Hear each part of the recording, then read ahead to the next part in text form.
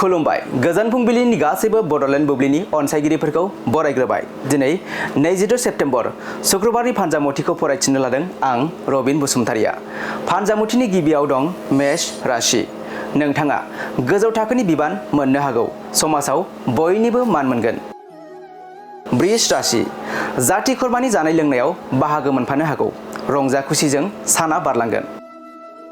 मिथुन राशि। नोंथांनि आसा खालामनाय सिमाङा फैमाल थांगोन।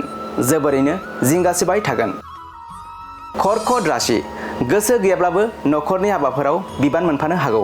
दसेबो ओरैनो थानो सम मोननाय नङा। सिंह राशि। नोंथाङा गोब्राब नाजानायनि फिथाइखौ मोनफुंनो हागोन। बयजोंबो सनमान होजागोन। कन्या राशि। सोरखौबा मोजां मोनखुमाना थानाय दंब्ला बुंथिना लानो हानाय नङा। उसुखुथुजोंनो साना बारलांगोन। तुला राशि। नोंथांनि देहायाव जानाय सानाय सुनायफोरा जोबस्रांगोन। देहाया मोजां थासारियाव फैगोन। वृश्चिक राशि। फिसा गोरोन्थिनि थाखायनो सोरजोंबा बदनाम खालामजानो हागौ। सांग्रां जानाया गाहाम। धनु राशि। नोंथाङा जेबो हाबा मावनो गोसो जानाय नङा। दाबसे जायगायाव दिदोमै थानो गोसो जागोन। मकर राशि।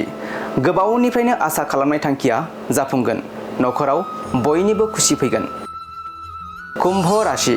नोंथाङा बायदि जेंनायाव गोग्लैनो हागौ। आखायाव थानाय रांखावरिफोरा जामलांगोन। आरो मीन राशि। बबेबा गोजान जायगायाव दावबायहैनो साननाया फैमाल थांगोन। गोसोखौ दुखु मोनगोन। दिनै सानसेनि राशि फरायथिनाया एसेनोसै।